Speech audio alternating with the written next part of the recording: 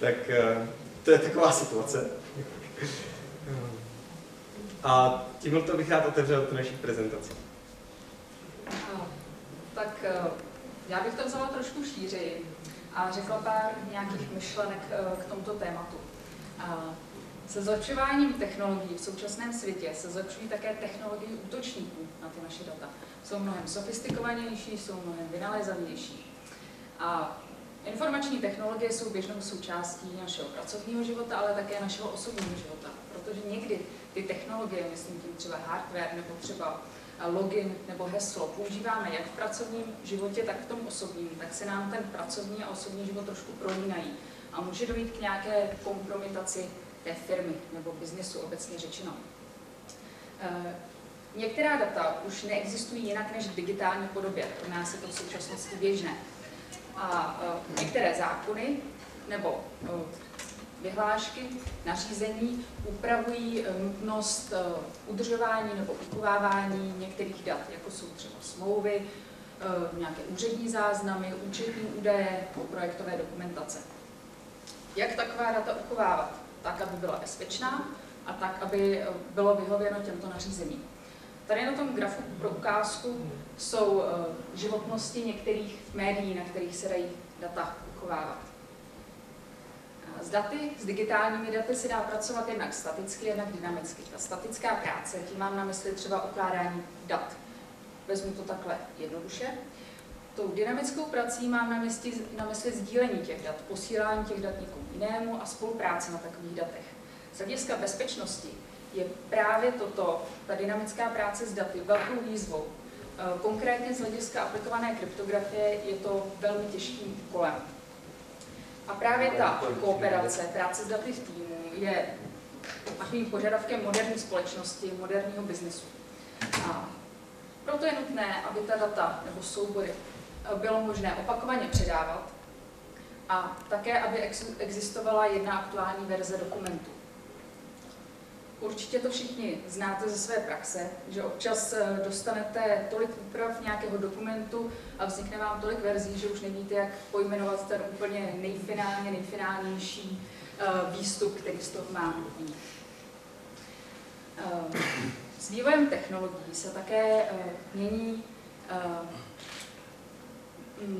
vzdálenosti, myslím tím nějaké relativní vzdálenosti ve světě. Také se mění definice hranic, a to nejenom hranic toho obchodního světa, kdy ty hranice se trošku rozmnožují, ale zejména hranice virtuálního světa, kde v podstatě přestávají existovat. A právě toto vede k tomu, že vznikají nové požadavky na možnosti komunikace firemní a možnosti předávání, sdílení dat, ukládání a podobně. Vzniká to nejen s tím, že se zkracují vzdálenosti v tom světě, ale také s tím, že se mění zaměstnanecké vztahy. Časté jsou takzvané home office, částečné úvazky, externí konzultanti nebo virtuální kanceláře. Právě takoví zaměstnanci už nepoužívají ta svá zařízení jenom v prostoru budovy firmy, ale i v jiných prostorech, čímž opět může dojít ke kompromitaci firmy. Já bych se chtěl ještě zeptat, kdo z vás je tady IT manažerem, nebo má pod sebou vlastně tuhletu kompetenci, rozhoduje o tom, jak třeba software se pořídí, anebo je ten, na koho se křičí, když vlastně není správný software k tomu, aby vyřešil tu danou třeba ten daný kybernetický problém, nebo nějakou takovouhle věc. Je tady někdo takový?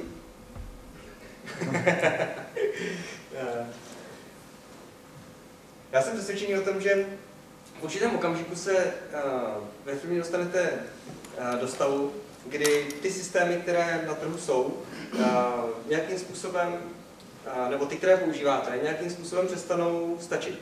Je to třeba ta situace, kdy ta firma se zvětšuje a potom v jednom okamžiku zjistí, že by bylo taky dobré ty data nějak zabezpečit. A často to potom vypadá tak jako na tom obrázku, že se vlastně vezme perfektní nějaká myšlenka zabezpečení a snaží se postavit na té zelené louce, na té stávající infrastruktuře, což je prostě věc, která je velmi těžká a často nemožná. Takže čas od času je prostě potřeba tohleto změnit.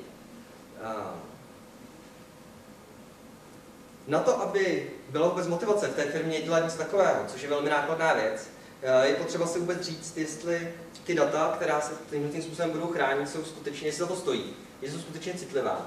A jsem přesvědčený o tom, že ne všechny data, která v té firmě máte, jsou určena k tomu, aby byla schována pod nějakou úroveň top secret, nebo jsou nesmírně důvěrná. Občas jsou tam data, která jsou běžná a na které vám stačí to, že si je sdílíte pomocí třeba Dropboxu nebo Google Driveu, nebo zkrátka si jenom posíláte e-mailem. Ale pak jsou prostě data, která jsou řádově citlivější, a některá z nich mohou být třeba ta, která jsou nahoře vyjmenována. Já se třeba osobně setkávám s tím často, že se s klienty zamýšlíme nad tím, jestli skutečně nějaká ta citlivá data mají, nebo jestli vůbec je něco, na co by si měli dávat pozor a co by měli vlastně se pokusit skovat nebo se o to pečlivě starat. My jsme si udělali interně takový pokus, o kterém bude mluvit teď Marta, a rádi bychom vás seznámili s jeho výsledky, protože nám přijdou fascinující. No, pokud budu chtít ohrozit nějakou firmu, tak samozřejmě mohu zaútočit na data té firmy, na prostředí té firmy. Ale firmu nemusím ohrozit jenom tím, že využiji firemní data, nebo dejme tomu ta pracovní, ale tím, že využiji osobní údaje někoho z představitelů té firmy. Já nejsem žádný hacker, ale zkusila jsem si trošku zahrát na takového slídila a vybrala jsem si úplně náhodně firmu, vybrala jsem si jednoho z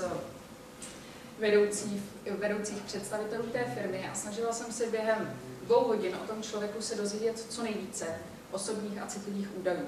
Doufám, že ho nikdo nezná, opravdu to bylo velmi náhodně vybráno, všechny důležité údaje osobní jsou tady zakostičkovány. A představím vám tedy to, co jsem zjistila. Prostudovala jsem, tady jsou vybrané jenom takové základní ukazatele, tak nejdřív jsem se podívala na nějaké obchodní aktivity. To nebylo nic složitého, protože v současnosti, když se na někoho díváte, tak už mi jeden ze serverů vyplivnul tento krásný graf, kde je časová osa a jsou všechny aktivity pracovní toho člověka. Budeme mu říkat třeba pan Švihák, jsem říkala. Tak pan Švihák, tady je vidět, že se zapojil do mnoha firem, je tady vidět jeho funkce, časové období, kdy vlastně v těch firmách figuroval.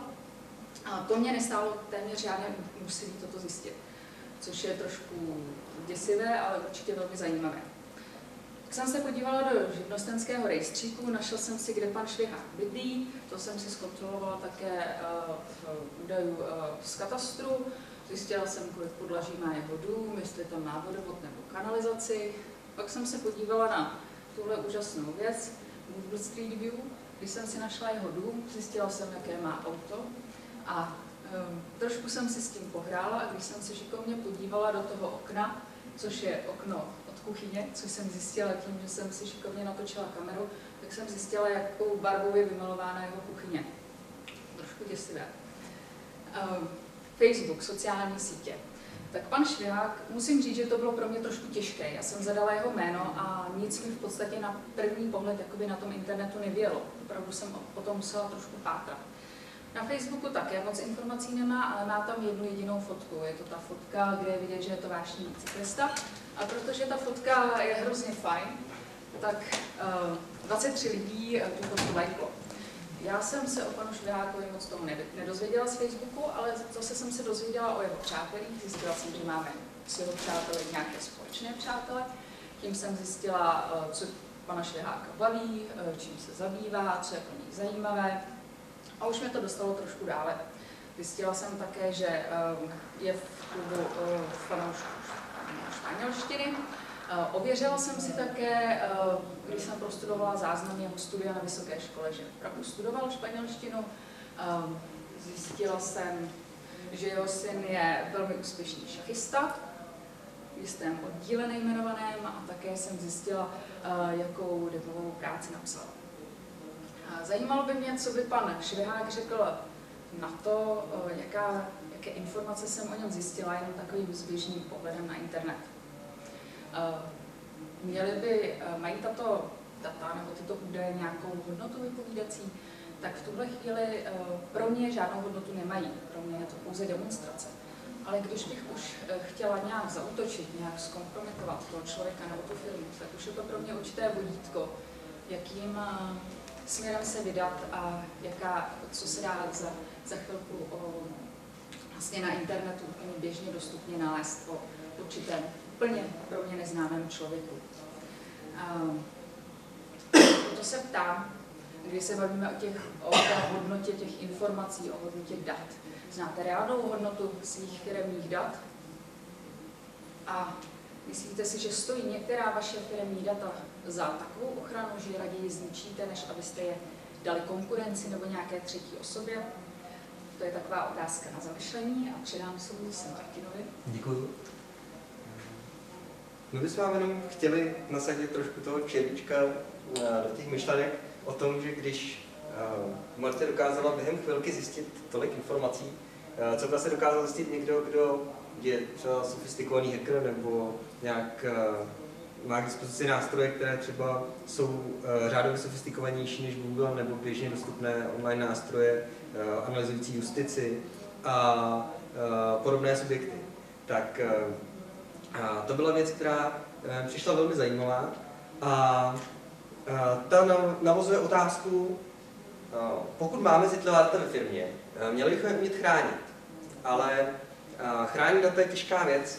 Já se vzpomínám na to, když jsme více než rok zpátky byli v Izraeli se skupinou firem z České republiky na velké konferenci, tak jsem tam mluvil s bezpečnostním manažerem velké české společnosti a bavil jsem se s ním o tom, jak oni chrání ty data, jakou míru ochrany vlastně nastavují. On mi ukazoval krásný příklad toho, že říkal, no tak to, že by nebyly ty nástroje ochrany dat, to není pravda. Já můžu vzít telefon našeho pana ředitele a můžu tam nastavit to, že když 3krát někdo zadá špatně ten kód na odemčení obrazovky, tak ten telefon v podstatě schoří, smaže se a ty data zmizí. Problém je v tom, že náš pan ředitel má dceru a ta si s tím na chvilku pohraje a potom mě čeká v pondělí nepříjemný kobereček o tom, že to jsem jako nedomyslel. Takže na jedné straně jsou nástroje a na druhé straně je ten lidský faktor. To, do jaké míry vy jste schopni tyhle nástroje využít a jestli je to vůbec dobrý nápad. Já si myslím, že základem pro to, aby jste vytvořili dobrou strategii ochrany dat, abyste našli tu správnou míru a zároveň jste ji dobře využili, tak na to je potřeba se dívat hned ze 3 různých úhlů pohledu. Jedna věc je, že je potřeba si nastavit ten bezpečnostní koncept. Říct si, co chcete chránit, co už ne, a co chcete chránit kriticky v podstatě. Krok 2 je implementace těchto myšlenek. To je přesně to, jaké nástroje to použijete, jak vysokou tu míru ochrany nastavíte, jestli ten telefon, když tam někdo špatně něco zadá, se zamkne třeba na minutu, pak na 10 minut, pak na 2 hodiny, pak na 2 dny, pak na 2 týdny. No a to neméně důležité je to, že pro ty uživatele musí být celá ta věc připravena tak, aby to pro ně bylo komfortní. Nesmí jim to příliš stěžovat život, což v podstatě tyhle ty věci jdou přímo proti sobě. A ta těžká role v té kyberbezpečnosti je samozřejmě to, že vy musíte najít nějakou správnou míru tohoto všeho. A zároveň si myslím, že správný bezpečnostní koncept není postaven tak, že administrátor nebo správce systému ve vaší firmě je ten, kdo může všechno.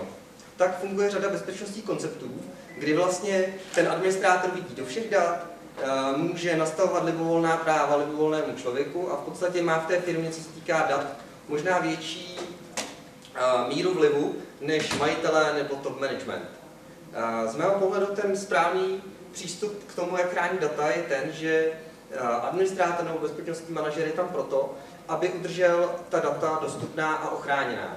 A v ideálním případě k ním on sám nemá přístup, pokud tomu není dobrý důvod, jakože on sám má s těmi tajnými daty pracovat. To je samozřejmě hezká myšlenka, otázka je, jak se taková věc dá zařídit. O tom budeme mluvit později. Další věc, která si myslím, že je důležitou součástí bezpečnostního konceptu, je ochrana metadat. Když by někdo věděl veškeré informace o vaší komunikaci, jako je třeba to, že uvidí ne obsah vašich mailů, ale s kým komunikujete, kdy tím pádem bude znát například seznam všech vašich dodavatelů nebo partnerů A nemluvě o tom, když třeba se chystáte na výběrové řízení, tak by konkurence možná ráda věděla, jestli do toho výběrka půjdete nebo ne. A už jenom samotná zvýšená komunikace s právníkem nebo s určitými odděleními v té vaší společnosti může být jasným signálem toho, že to tak bude.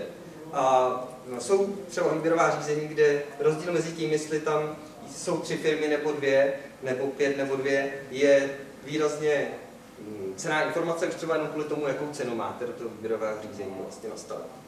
A tohle jsou všechno věci, které byste byli nejradši, aby ten váš protivník nevěděl, nebo ten špion. A proto jsem přesvědčen o tom, že metadata, to znamená nejenom obsah, ale i s kým se komunikuje, kdy a co je samozřejmě obsahem těch dat, tak to všechno musí být schováno a skryto.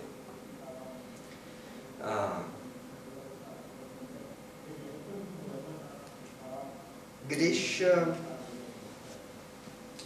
dáte lidem nástroj na to, aby mohli chránit data, tak to ještě neznamená, že oni to budou používat. To je ten lidský faktor, který jsme měli před chvilkou. To je krásný příklad toho, že sice dáte na cestu závodu, ale pokud ta situace vypadá takhle, tak je tam málo platná. A v praxi v kyberbezpečnosti je třeba hezký příklad to, že není tomu tak dávno, co unikly smlouvy nejmenované pojišťovny a byly uloženy a nahrány na Uložto. Byly tam rodná čísla, byly tam adresy, byly tam kompletní popisy smluv, to znamená, kdo byl na co pojištěný a tak dále. Což je přesně jenom důsledek toho, že zkrátka ti lidé si potřebovali poslat data, nedokázali je dát do e-mailu jako přílohu a tak je prostě nahráli na Uložto, předali si a potom už na ně zapomněli. A tohle všechno jsou věci, které, proti kterým stojíte a které byste měli mít na paměti, protože pokud si lidé potřebují třeba předávat data, jedna z mnoha situací, tak oni si tu cestu samozřejmě vždycky najdou. Jenom potom nám ta cesta nemusí úplně líbit, protože má takováhle důsledky. Proto je potřeba vždycky namyslit to každodenní užívání toho bezpečnostního řešení. Jestli pro ty lidi to bude dostatečně snadné a v ideálním případě, pokud je to nějaký jednorázový nástroj, tak je nejlepší samozřejmě z pohledu nás všech, aby jsme to nemuseli někde instalovat, někde se registrovat. Zkrátka to jenom začali používat a pro nás to bylo co nejvíc v podstatě transparentní.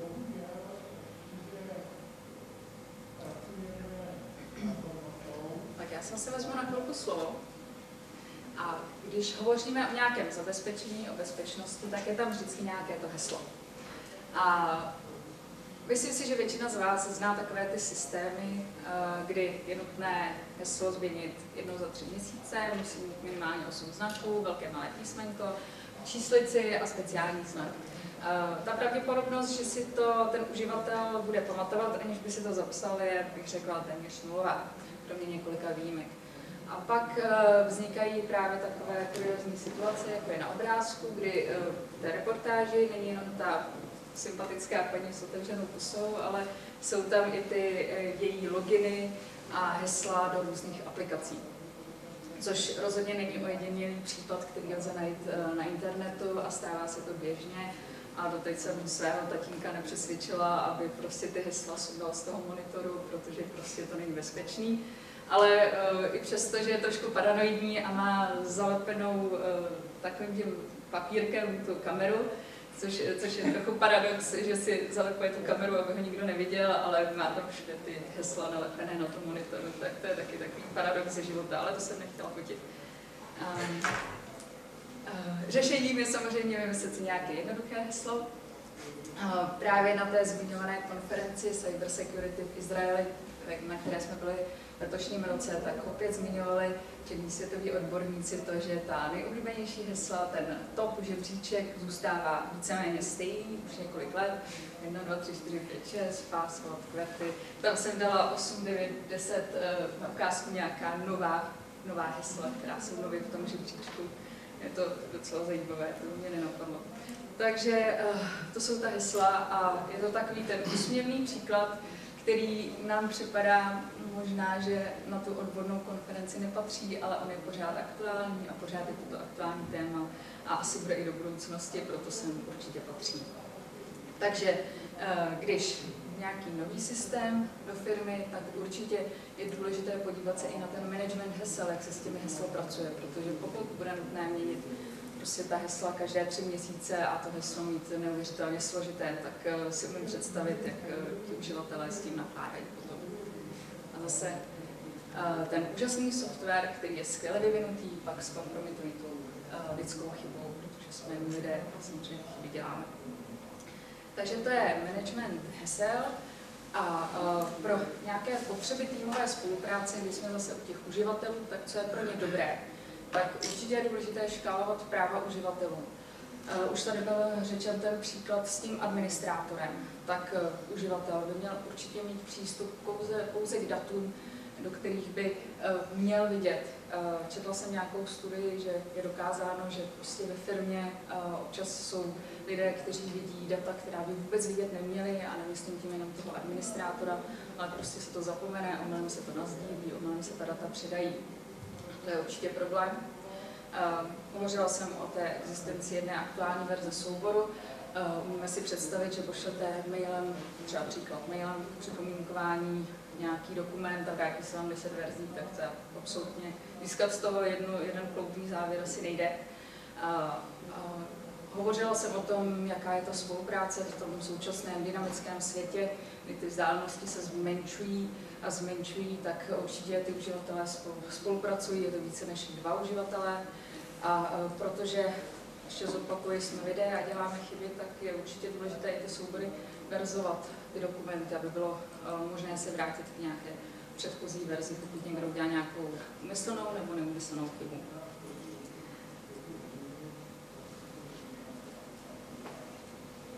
Já si zase vezmu slovo.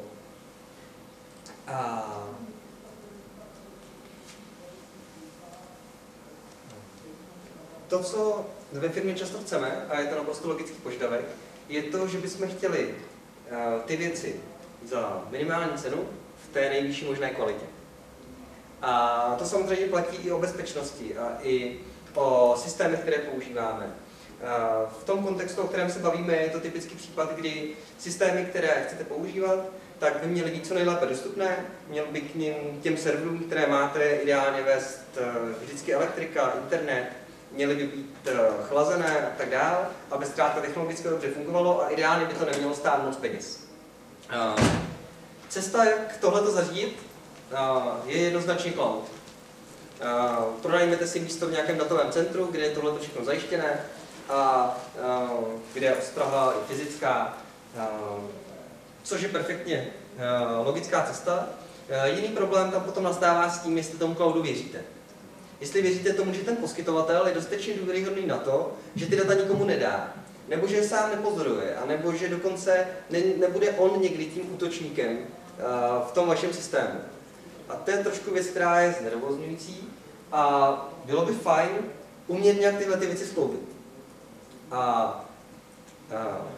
Já jsem přesvědčený o tom, že cesta, jak to skloubit, je využít v cloudu možnosti, která nám nabízí kryptografie, která nám umožní třeba to, že dokáže garantovat, že ty data, které v cloudu máte, ani ten poskytovatel těch technologických služeb, když to nazvu jednoduše, těch serverů a tak dále, nemůže číst.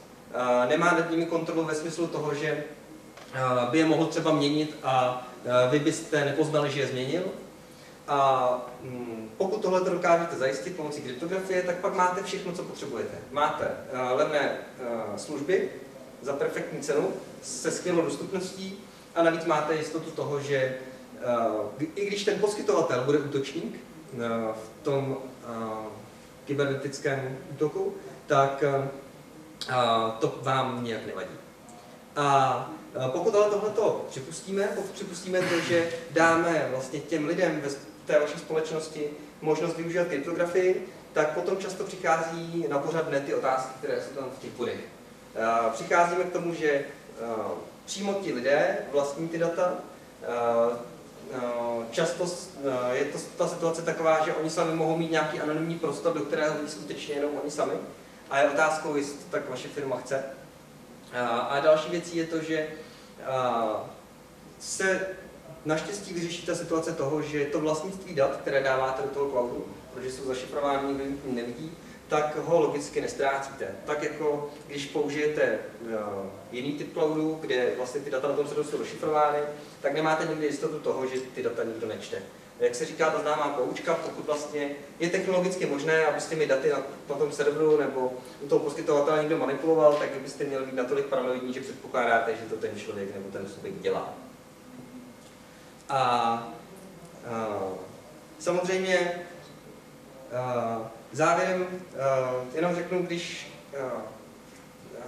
my tady mluvíme o tom, že by taková věc měla jít, tak my na to máme taky názor, jak by to mělo být. A protože jsme společností Cryptelo, tak máme něco, ten problém řeší, říkáme tomu Cryptelo Drive, kam můžete dávat data a splňuje to ty aspekty, které si myslíme, že jsou důležité.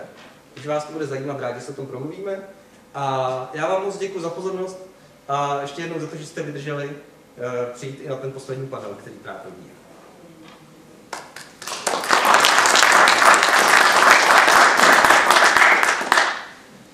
Děkujeme za pozornost. Já se zeptám rovnou nějaký dotaz, je hned teď.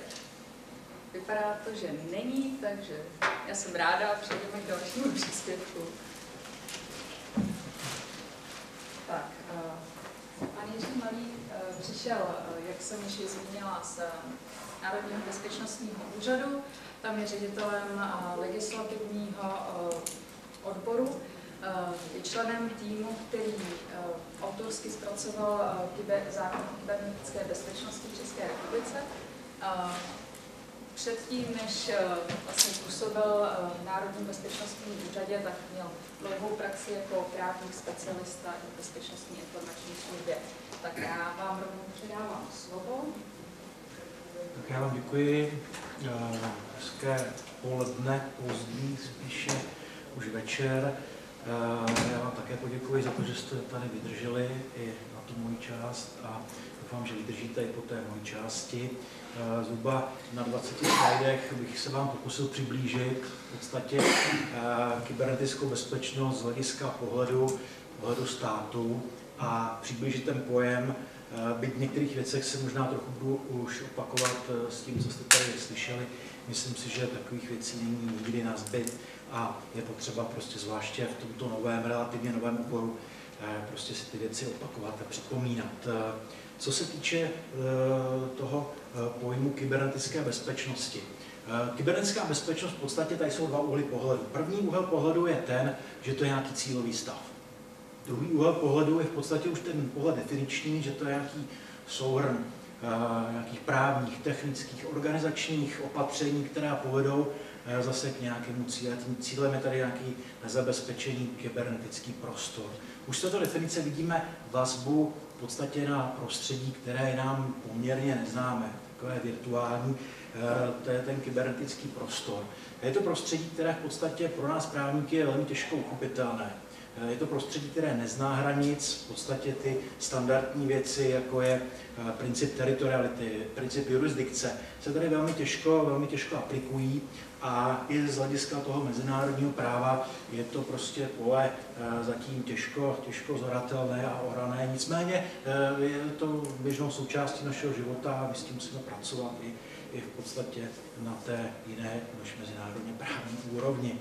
Samozřejmě toto prostředí, ta kybernetická bezpečnost je charakterizována v podstatě jaksi velkou dynamikou. Prostě to prostředí se vyvíjí, jak se vyvíjí technologie, tak se samozřejmě vyvíjí v podstatě hrozby, vyvíjí se samozřejmě i to prostředí, ve kterém ty hrozby vznikají. A v podstatě nejenom hrozby, ale samozřejmě i ve kterém prostě se pracuje. To, co jsem říkal, v podstatě souvisí s tím, že to prostředí je velmi obtížně představitelné pro toho, kdo v podstatě v tom IT prostředí nepracuje. Jo, já jako právník jsem měl velký v podstatě blok a těžko jsem si to představoval, proto jsem si tady dovolil v podstatě nějakým způsobem navázat tu kybernetickou bezpečnost a porovnat ji s bezpečností fyzickou, která je pro jaksi nás běžné uživatele poměrně velmi představitelná. Fyzická bezpečnost je souhrn nějakých jakoby objektivně představitelných opatření, která vedou k tomu, že je zabezpečena nějaká oblast, nějaký prostor. Každý z nás chodí do zaměstnání, někteří z nás, ti úspěšnější, tu firmu vlastní a dokážeme si představit, jak ta firma vypadá. Někdy to je prostě kancelář na patře, někdy to je prostě výrobní závod a samozřejmě je potřeba ten výrobní závod nějakým způsobem chránit. Jde o to, co se chrání, o tom tady už hovořil tady pan ředitel přede mnou, že je důležité zmapovat si v podstatě ty aktiva a říct si, co se chrání. V první řadě ten zaměstnavatel v podstatě chrání jakoby perimetr, to znamená, udělá si plot, to je takové první představitelné opatření, pak tam nainstaluje vrátnici, do té vrátnice nainstaluje pána nebo paní, kteří si nás zapíší do té vrátnice nebo kontrolují vstup do té oblasti. To je zatím taky si myslím, že je velmi představitelné. My jako zaměstnanci chodíme, prostě je nám evidován ten vstup a různými opatřeními nebo překonáním různých těch fyzických opatření, jako je zámek, závora, prostě se dostaneme do nějakého toho vnitřního objektu, tam si vyjdeme nebo vyjedeme do nějakého patra, tam se zapíšeme do té knihy, nebo dříve jsme se zapisovali do knihy, dneska nám stačí pravděpodobně čtečka v podobě elektronické zabezpečovací signalizace. Na té chodbě dostaneme se do toho svého prostoru, do své kanceláře, kde si v podstatě zapneme ten svůj počítač a dostaneme se v podstatě k tomu, že tam nemáme v podstatě žádná data, protože tam, která jsou uložená v té listinné podobě, máme tam prostě možná nějaký trezor, ti z nás, kteří pracují s utajovanými informacemi, ale zpravidla pracujeme už v té digitální podobě.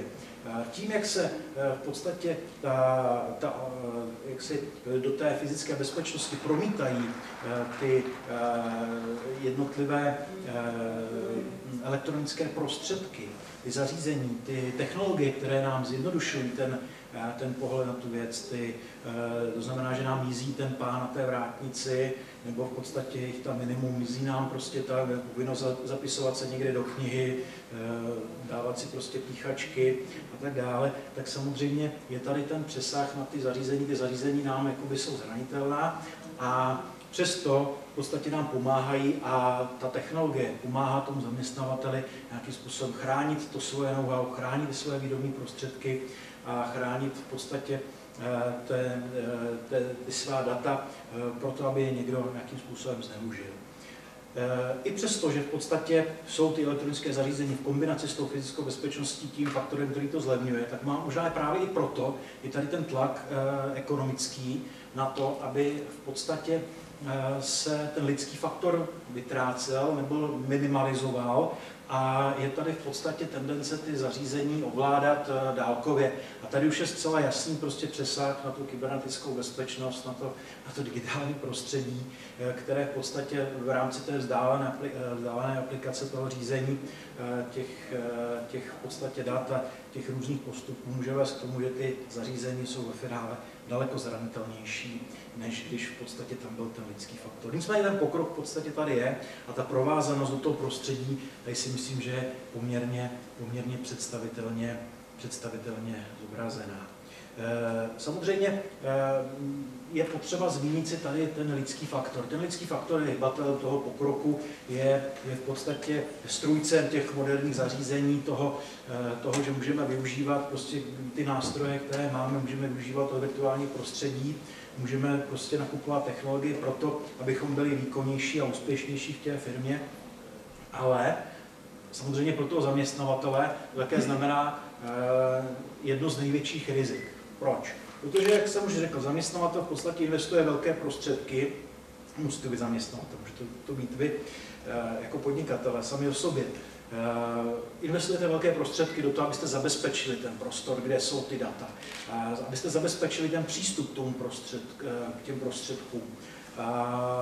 Pak je tady ale v podstatě ten lidský faktor, který, to může být zaměstnanec, to může být prostě IT správce nebo vůbec šikovný zaměstnanec, dneska si na flešce odnese, což je malé zařízení, hezké, které se tady z boku zapíchne do toho počítače, každý ho známe, na rozdíl od disket se na ně vejde obrovské množství těch dat a ten zaměstnavatel v podstatě velmi jednoduše přijde o ty data, které mu ten šikovný IT zaměstnanec nebo i ten zaměstnanec, který není IT, ale je nějakým způsobem třeba přemluven z jednání nějaké výhody nebo z vlastní iniciativy prostě ty data odnese a v podstatě tomu zaměstnavateli způsobí nějakou škodu nebo sjedná prostě výhodu nějakému jinému konkurenčnímu zaměstnavateli. Těch pohnutek prostě, proč ten lidský faktor selže, je prostě velké množství a ten zaměstnatel na to samozřejmě reaguje jinak. Jo? Má prostě jakoby lepší personální politiku, vybírá si zaměstnance, nastavuje si nějaké jiné mechanismy, ale tady už vidíme, že v podstatě nám nestačí ten jednotlivý druh té bezpečnosti, té fyzické. Ale je tady prostě jasný přesah i do další bezpečnosti. Jo? A ta kybernetická bezpečnost nad tímhletím v podstatě vším v podstatě je a zahrnuje všechny tyto aspekty.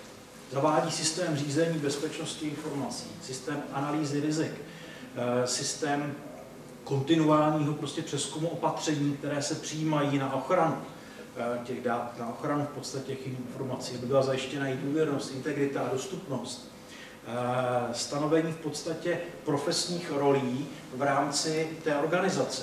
Skutečně prostě jakoby zavedení toho bezpečnostního managementu tak jakoby na té úrovni, aby dokázali v podstatě u toho vedení té společnosti prosadit ty IT požadavky na bezpečnost těch systémů a nastavení těch bezpečnostních politik, které v podstatě povedou k tomu, že ten zaměstnavatel má zdokumentováno to, co je pro něj důležité, má zmapovaná aktiva a má je zabezpečena. Kontinuálně v podstatě je přezkoumává a zahrnuje je do svého business plánu jako naprosto standardní záležitost fungování biznesu. Nevím, nakolik jste v podstatě informováni o tom, že v rámci toho virtuálního světa existuje takzvaný darknet, což je v podstatě jakoby ta oddělená část, která je internetu, která je velmi anonymní a v tom prostě instalací jednoduchého programu se dostanete k tomu, že máte své údaje prostě anonymizovány a v tom prostředí je samozřejmě prostředí prostě drogových dealerů, je to prostě prostředí dětské pornografie, je to prostředí obchodníků se zbraněmi, kteří v podstatě velmi anonymizovaně prostě fungují a samozřejmě i v tomto prostředí funguje takzvaný pack management, to znamená, že prostě, jestli tam najdete nějakou službu a tak jako si koupíte Windowsy a chodí vám v podstatě v rámci licence záplaty, tak vám chodí na ty programy, kterými v podstatě dokážete znemožnit nebo respektive zasáhnout tu konkurenci, jak vám chodí v podstatě jaký ty záplaty. Není to z mé strany nějaký návod, je to spíš o tom, že v podstatě jaké prostředí tady existuje a tak jako, že ten kyberprostor prostředí, které nám skýtá mnoho možností k tomu technickému pokroku a k tomu zdokonalení se v těch systémech a zefektivnění svých výkonů, tak je to bohužel prostředí pro ten zločin, tak jako každé jiné.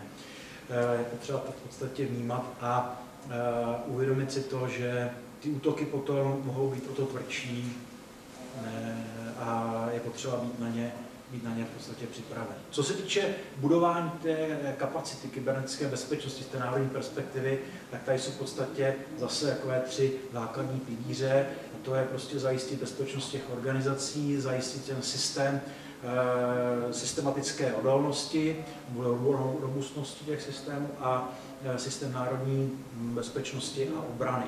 Co se týče v podstatě těch jednotlivých pilířů, tak k tomu prvnímu snad jenom tolik, že v podstatě každý měl mít přístup k nějakým varováním, měl by mít bezpečnostní povědomí o tom, že ten počítač neslouží jenom k tomu, aby získal informace, ale naopak může sloužit i k tomu, aby mě někde ohrozil. V podstatě čím lépe v podstatě se zvýší to povědomí té základní jednotky, tím lépe prostě pro ty další pilíře. Co se týče toho budování té systematické odolnosti, tak samozřejmě je to prostě systém, který je budován na základě prostě těch zkušeností s těmi incidenty, budování prostě těch standardů zabezpečení, budování systému sdílení informací, budování v podstatě těch dohledových pracovišť, případně těch svých CERT systémů, těch dohodových pracovišť té organizace s napojením na tu vyšší centrální úroveň, která prostě už je v tom třetím pilíři, a to je jaksi systém té kybernetické bezpečnosti a obrany. Ta obrana je samozřejmě v podstatě velmi důležitá.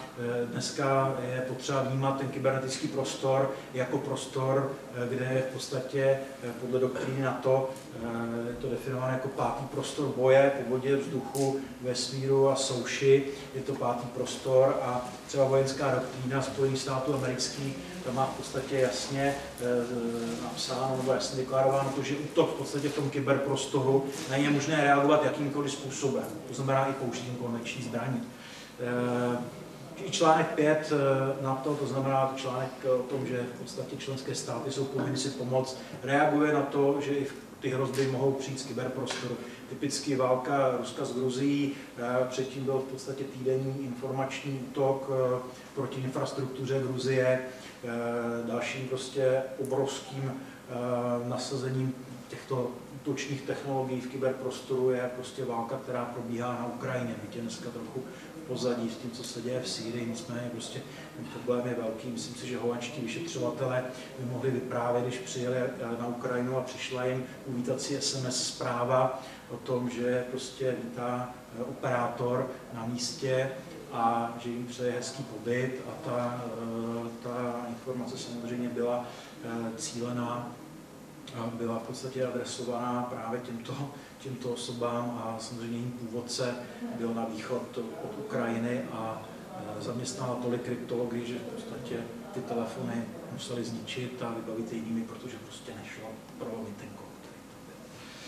Takže je to prostě bojiště a je to prostě nutné vnímat.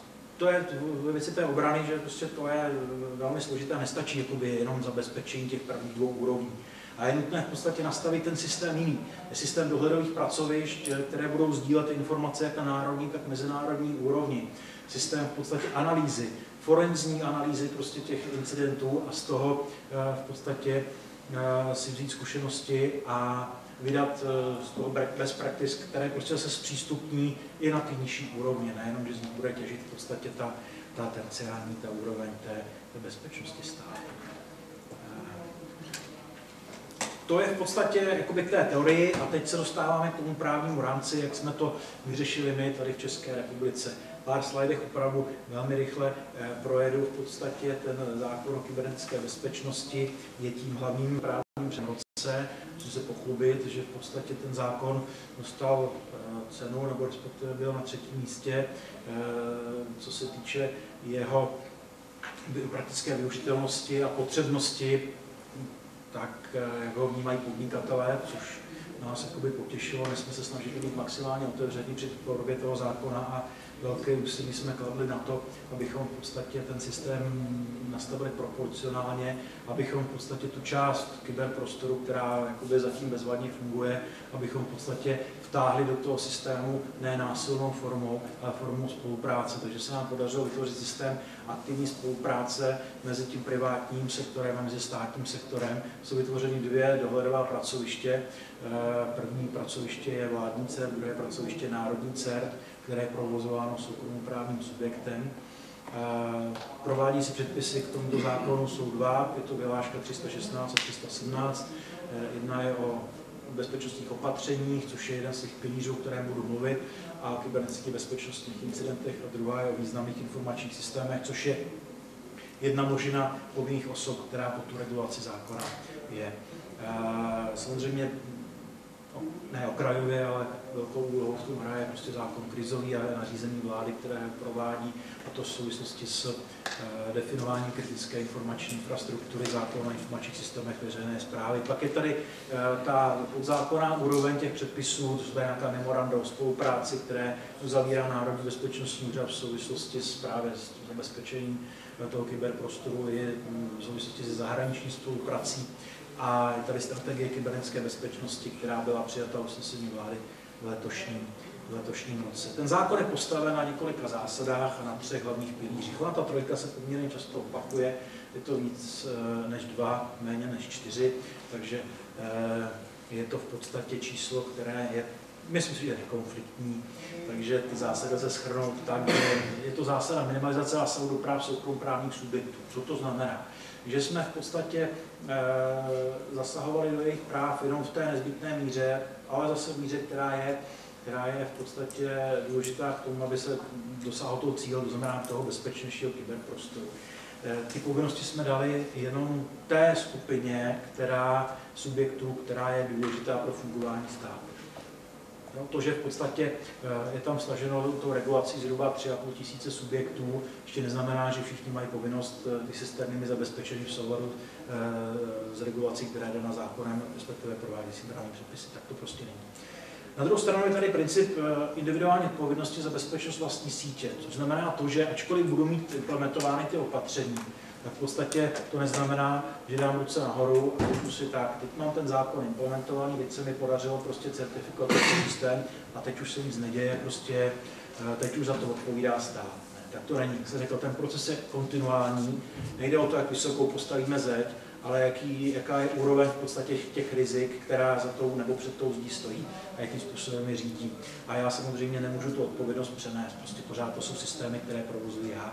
A já ručím za to, že z mé sítě například bude útočeno někam jinam a že ten útočník využije těch systémů, nikoli stát.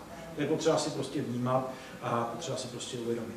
A třetí princip je technologicky neutrality. To znamená, my nepředepisujeme konkrétní zařízení. Prostě my nedoporučujeme nějaké konkrétního výrobce. Akorát říkáme, že to zařízení, které prostě ten subjekt, ty nástroje, které užívá v rámci řízení těch rizik, tak musí prostě ty rizika snížit a musí je prostě dát na akceptovatelnou úroveň. Ten systém musí zdokumentovat a musí samozřejmě ho dokladovat v rámci nějaké té kontroly. Takže nám je jedno, jestli používá prostě Hewlett Packard, nebo jestli používá Dell, nebo nějaký další prostě Apple, nebo nějaký další v podstatě výrobek. Jde o to, aby v podstatě ten výrobek splnil ty podmínky, které jsou stanoveny právním předpisem. Ten zákon jako samotný má 3 takové základní pilíře, které vedou k tomu, aby ta kybernetická bezpečnost byla prostě zvýšena. To je to, že to jsou bezpečnostní opatření neboli standardizace. To znamená, že některé ty povinné osoby mají povinnost ty systémy prostě provozovat v nějaké úrovni bezpečnosti, ty systémy v podstatě zabezpečit, stanovit ty role, o kterých jsem hovořil, a v podstatě kontinuálně dokumentovat a přezkoumávat ty systémy těch opatření, která prostě implementují. Dalším pilířem je notifikace kybernetických bezpečnostních událostí, nikoli incidentů. Prostě souvisí to s tím, že ten systém musí být nastaven tak, že se sledují události. Aby to prostě měl představu o tom, co se v tom jeho systému děje, tak musí samozřejmě nainstalovat nějaký nástroj, který v podstatě ten systém monitoruje. A ne každá událost znamená prostě dopad na ten systém a ne každá událost se musí hlásit. Hlásit se až incident, to znamená v podstatě ta vyšší úroveň bezpečí, kdy teda už je tam bezpečnost těch informací, která je v těch informačních systémech nějakým způsobem ohrožena nebo narušena. A třetí pilíř, který samozřejmě je jeden z těch nejdůležitějších, je oprávnění úřadu ukládat tzv. Opatření úřadu, neboli protiopatření v důsledku toho kybernetického bezpečnostního incidentu. Jaký jsou druhy, k tomu se dostaneme snad aspoň zkrátce za chvilku.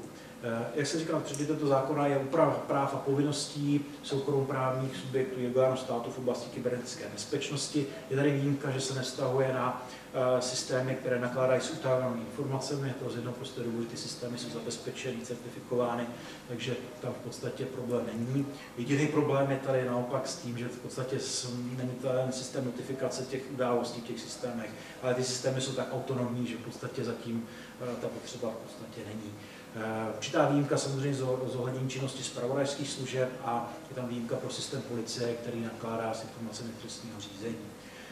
Oproti věcnému záměru došlo k posunu té definice kyberprostoru. Původně byl ten kyberprostor v podstatě nastaven tak, že tam zahrnoval pouze ty online aktivity, to znamená v podstatě to virtuální prostředí, internetové prostředí, ale posunula se ta definice, že v podstatě ten online aspekt z toho vypadl a samozřejmě jsou tam regulovány ty SCADA systémy, neboli průmyslové řídící systémy, které jsou velmi důležité. Známe ten loni nebo předloni ten ten prostě zásah toho systému, který řídil prostě funkci vysoké pece. Ta pec prostě explodovala, byla tam obrovská škoda, byly tam škody na životech a byl to v důsledku útoku na ten řídící systém, který v podstatě ovládal tu pec. Co se týče toho zákona, tak je tam velká provázanost s krizovým zákonem, což bohužel tam také skýtá několik rizik, a to je to, že nám z toho vypadla úplně armáda, protože ta se připravuje na jiné než krizové stavy. Ta má prostě přípravu na obrany schopnost České republiky. Nicméně do těch významných systémů se nám samozřejmě podaří dalo.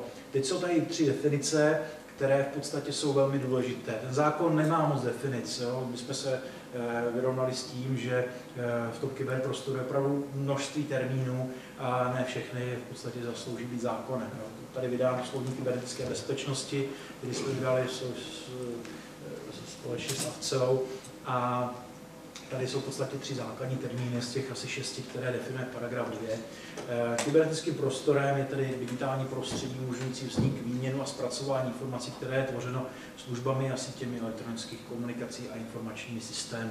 Takže v podstatě tady máme prostě nějaký notebook, máme tady nějaký chytrý telefon, máme tady prostě hledat, co v podstatě můžeme podřadit pod ten kybernetický prostor. Kritickou informační infrastrukturou pak je tady prvek nebo systém prvků kritické infrastruktury. Tady je vše odkaz na ten krizový zákon, podvětví komunikační a informační systém v oblasti kybernetické bezpečnosti. Proč takováhle definice? Ten krizový zákon nám stanoví 9 oblastí, ve kterých stát řekl, že je důležité nějakým způsobem regulovat ty provozovatele těchto systémů. Je tady 9 odvětví, od veřejných služeb až po plynárenství a energetiku. Odvětví 6 jsou informační a komunikační systémy, tam byla uzavřena nová kapitola kybernetická bezpečnost a tam jsou prostě ta oblastní kritéria, nebo určující kritéria, která jsou v té kritické infrastruktuře. Nic jiného nemůže být pod regulací zákona v oblasti správce kritické informační infrastruktury, než ten systém, který je určen tím způsobem podle krizového zákona. Je to poměrně složité a já fakt mám na to asi 3 minuty už, takže nejsem schopen vám to v podstatě prodat lépe, než tím, že v podstatě tady velká provázanost a ty systémy se určují způsobem podle krizového zákona, podle toho, jak je ten správce vlastně bude to organizační složka státu, tak se určuje na návrh ministerstva vnitra vládou, usnesení vlády. Pokud je ten systém privátní, tak ho určuje Národní bezpečnostní úřad jako gestor oblasti kybernetické bezpečnosti opatření obecné povahy. Významným informačním systémem pak je další množina těch povinných osob, respektive správců těchto systémů, je další množina povinných osob, tak to je systém, který není kritickou informační infrastrukturou z definice a je spravovaný orgánem veřejné moci. Narušení bezpečnosti u něj způsobí nějaký kvalifikovaný dopad nebo omezení činnosti toho správce, respektive působnost, kterou vykonává. Ty významné informační systémy, tam je jednodušší v uvozovkách způsob určování, ty stanoví prováděcí právní předpis, kterým je právě ta vyhláška, tuším, že číslo 317. Máme 2, ale já se vždycky teď se dostáváme k tomu, jakou regulaci my jsme zvolili okruh těch subjektů. Není jich opravdu mnoho, říkal jsem 3,5 tisíce, ale těch 3,5 tisíce, z toho je asi 2,5 tisíce nebo 2800 poskytovatelů služeb elektronických komunikací a subjektů zajišťující sítě. Ty spadají pod zákon o elektronických komunikacích, jsou v podstatě už evidovány a jedinou jejich povinností je to, aby hlásili. Druhou množinou jsou subjekty, které zajišťují významné sítě, ty jsou zase v definici v tom paragrafu 2. Mimo jiné jsou to tedy sítě, které zajišťují přímé připojení k zahraničí, respektive ke kritické informační infrastruktuře. Ty už mají povinnost hlásit nejen kontaktní údaje, ale také incidenty, které zaznamenají v jejich síti, a to také národnímu CERTu. Další 3 skupiny, to znamená, to jsou ty správci informačních a komunikačních systémů, kritické informační infrastruktury, správci významných informačních systémů, ty už hlásí své incidenty Národnímu bezpečnostnímu úřadu, respektive vládnímu CERTu, a mají povinnost zabezpečit své systémy právě implementací těch bezpečnostních opatření, což je v podstatě největší povinnost, která z toho zákona je. Proč v podstatě těchto 5 skupin, když ta první má minimální v podstatě povinnosti? Tady je jednoznačně aplikovaná ta zásada minimální zásadu do práv soukromých subjektů a nachází naplnění pouze právě v tomto minimálním zásahu. Pouze za stavu kybernetického nebezpečí Národní bezpečnostní úřad dostane ty kontaktní údaje a je schopen svými opatřeními úřadu zavázat i tyto poskytovatele. Takže my na jednu stranu v podstatě máme shromážděné údaje jako Česká republika u Národního CERTu, za běžného stavu k ním vládní CERT nemá přístup, to je potřeba říct, že prostě ty údaje jsou opravdu chráněny. A za stavu kybernetického nebezpečí pak my ty údaje prostě dostaneme a prostřednictvím těch kontaktů jim v podstatě stanovíme nějaké povinnosti. Ale to je stav, který je v podstatě mimořádný a který vyhlašuje ředitel úřadu. Jak jsem řekl, v podstatě ty určení těch správců na rozsahu té infrastruktury, která je zasažena tím zákonem, u těch významných informačních systémů to stanoví prováděcí právní předpis, který definuje kritéria, která jsou dopadová a která jsou oblastní. Ta dopadová, v podstatě tam je nějaký kvalifikovaný dopad na ty správce, který v podstatě bude vyčíslitelný, anebo jedná se o omezení v podstatě toho v podstatě chodu těch organizací s tím, že časové hledisko je tam, myslím, že 3 dny. A co se týče těch kvalifikovaných dopadů, tak to jsou dopady, které jsou podobné, jako jsou v tom nařízení 432, které provádí krizový zákon a samozřejmě ty hodnoty jsou posazeny níže. Co se týče těch oblastních, tak tam jsou v podstatě běžné okruhy činnosti, které ty orgány veřejné moci dělají. Jsou tam vyloučeny kraje a obce v samostatné působnosti, v přenesené působnosti jsou tam v podstatě kraje.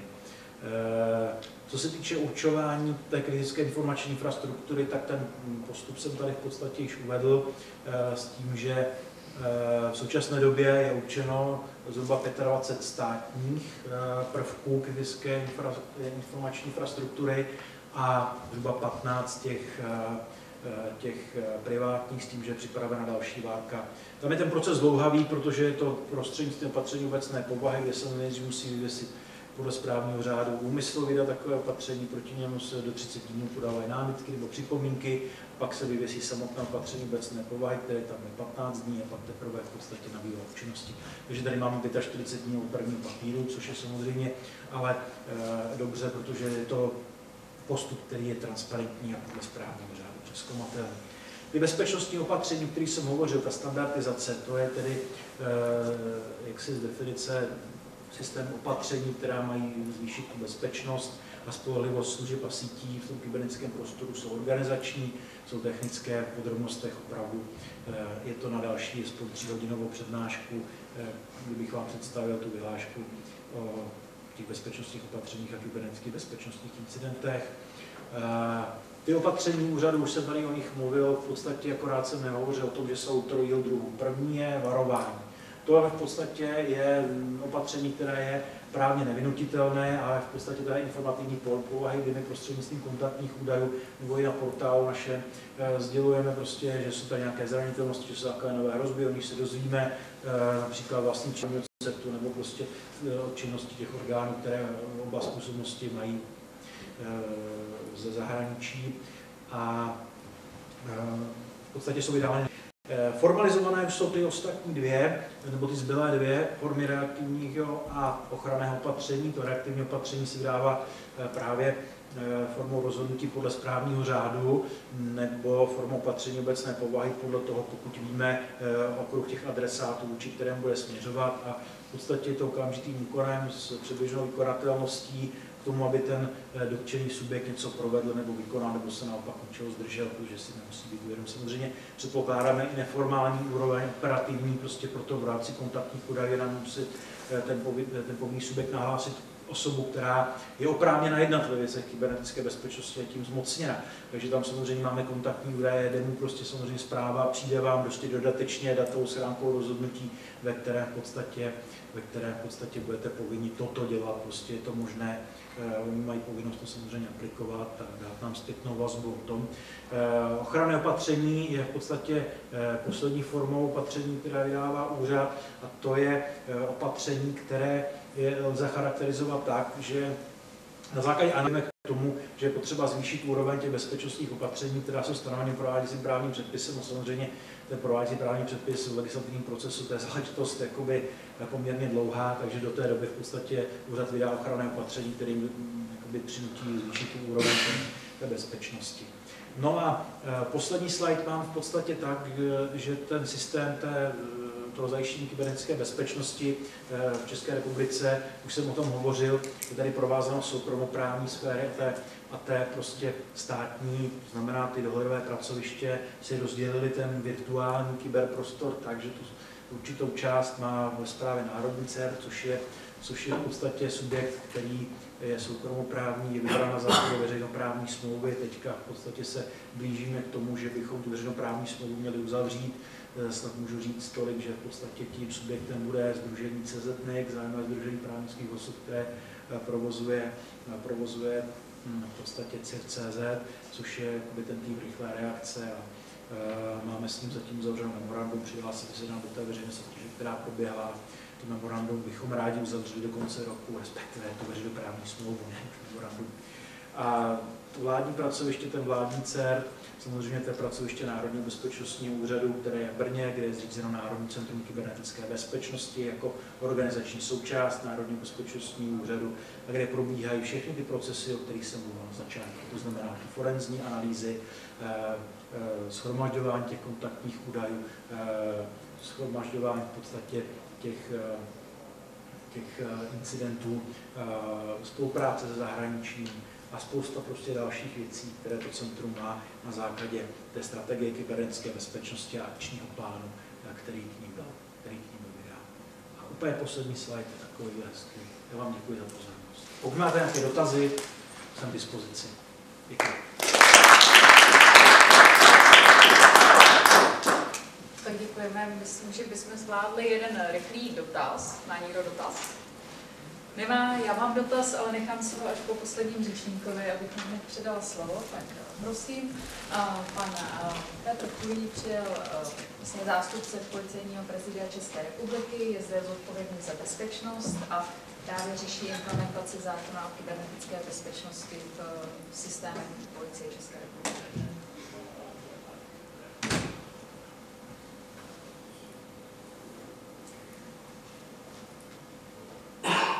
Takže dobrý večer, děkuji za přivítání. Jak už teda bylo řečeno, pracuji na Policejním prezidiu a působím jako koordinátor skupiny bezpečnosti na odboru informatiky a provozu IT. Když jsem se de facto před týdnem dozvěděl, že mám tady dnes vystoupit a prezentovat něco o kybernetické bezpečnosti, přemýšlel jsem, o čem by to mělo být. Nakonec po dlouhých úvahách a konzultací s mým nadřízeným dospěl jsem k závěru, že by to mohlo být, jak jsme se k té kybernetické bezpečnosti dostali a jak jsme se s ní potýkali v našem prostředí, které je trošku specifické než v jiných organizacích, jak státní správy, tak soukromého sektoru. Jak možná víte, Policie České republiky je správcem významného informačního systému a informačních systémů kritické informační infrastruktury.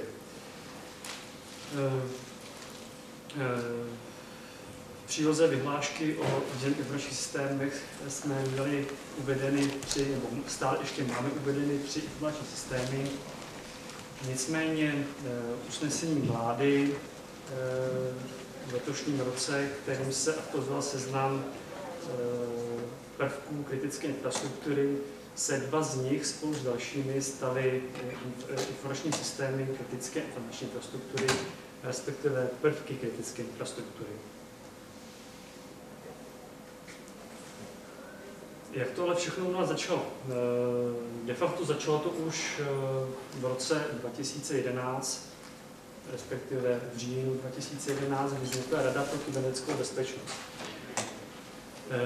Samozřejmě policie v této radě má svého zástupce a díky němu jsme se už od prvopočátku mohli účastnit jednání nad věcným návrhem zákona o kybernetické bezpečnosti, následně i nad jeho paragrafovým zněním. Mohli jsme se vyjadřovat vyhlášce o kybernetické bezpečnosti. Spolupracovali jsme na vyhlášce o významných informačních systémech, i na nové nařízení vlády o kritériích pro určení prvků kritické infrastruktury. Krok třetí. Tím krokem bylo už to zmiňované vymezení potřebných nástrojů. Jak už jsem zmiňoval, ten Cyber Security Assessment díky mapování těch technických opatření zákona na naše prostředí, tak jsme našli určitá slabá místa. Těmito slabými místy bylo zejména to, že umíme nejefektivněji zpracovávat bezpečnostní logy a následně je zejména automatizovaně vyhodnocovat. Proto jsme se vydali cestou realizace veřejných zakázek na pořízení těchto nástrojů. Pořídili jsme si kvalitní nástroj pro log management a vyhodnocování bezpečnostních událostí, čili SIEM. Dál jsme se zaměřili na zvýšení bezpečnosti našeho perimetru. Od běžných firewallů jsme přešli k firewallům nové, dá se to říct jako nové generace. A výstupy tady z těch všech nástrojů jsou na našem dohledovém centru, které je připraveno tak, aby bylo podřízeno nově budovanému dohledovému centru v rámci rezortu Ministerstva vnitra.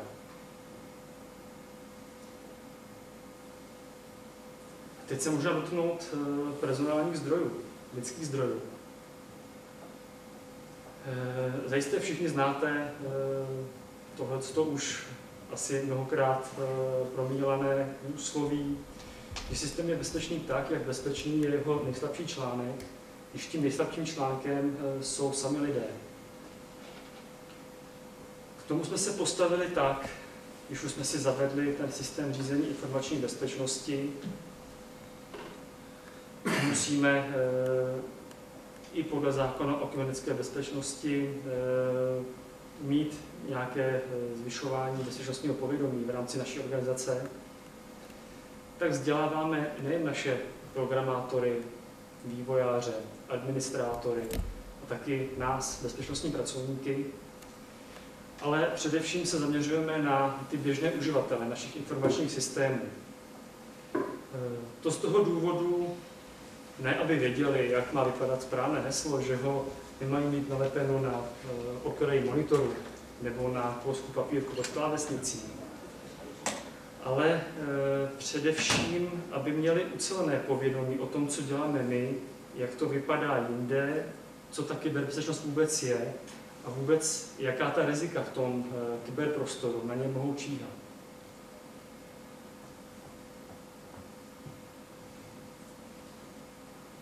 Co říct si dál? Zavedli jsme systém řízení informační bezpečnosti a tím to pro nás rozhodně nekončí. Díky tomu systému jsme se de facto zavázali v rámci toho známého cyklu PDCA, plánuj, dělej, kontroluj, jednej, k neustálému zlepšování. To se snažíme dosáhnout i díky spolupráci například v rezortních pracovních skupinách Ministerstva vnitra, například nad procesy, nad tím, jak řešit incidenty, nad různou metodikou a jednotnou dokumentací v celém rezortu. Tak spolupracujeme i s NBÚ. Například jsou to úkoly, které plynou z akčního plánu k národní strategii kybernetické bezpečnosti. Stejně tak ale spolupracujeme i s dalšími organizacemi. Například již dnes zmiňovaná asociace AFCEA, ale i další, například taktéž zmiňovaný CZNIC jako sdružení, ale i s vysokými školami, kde například České vysoké učení technické a spoustu dalšími organizacemi.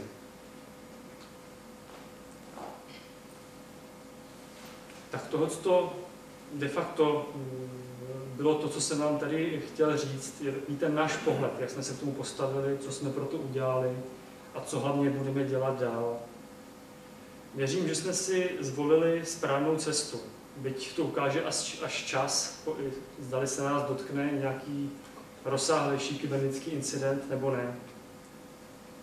Nicméně dál budeme zlepšovat své zavedené procesy, budeme se zlepšovat v tom, co jsme udělali, a tím se posouvat dál. Děkuji vám za pozornost.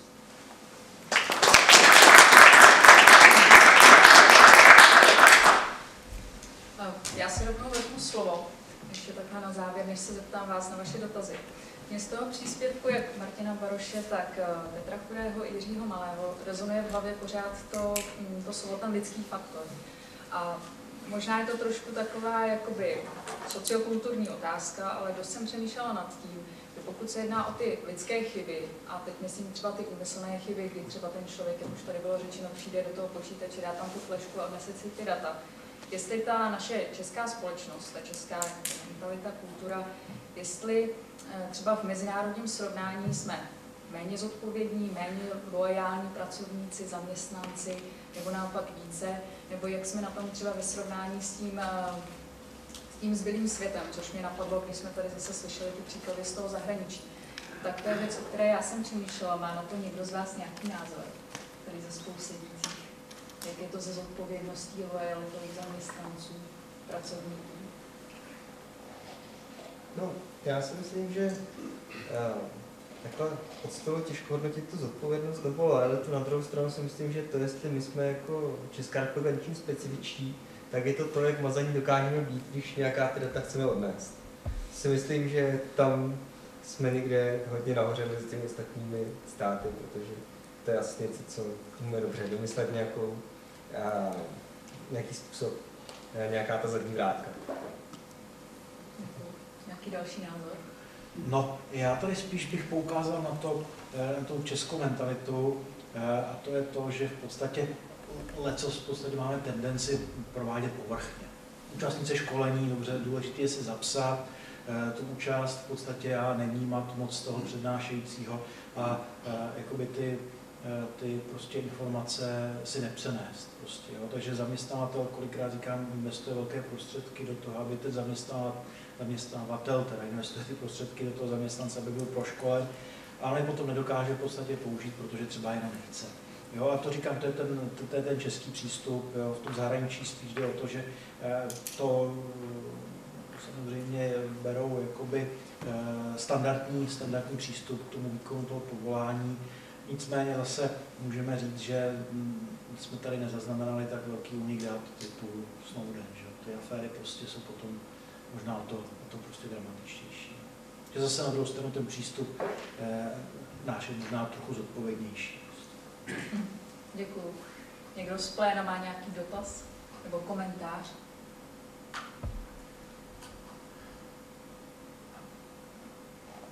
Tak vypadá to, že ne. Jestli ještě někdo ze spolusedících nemá nějaký dotaz, komentář, tak já bych to asi dnes rozpustila, protože už jsou ty hodiny trošku pokročily, tak já vám všem děkuji všem přednášejícím za to, že se zúčastnili, za to, že přispěli svými zajímavými příspěvky. Děkuji i vám za to, že jste tady vydrželi, že s námi až do konce a přeji příjemný zbytek večera. Hezký večer.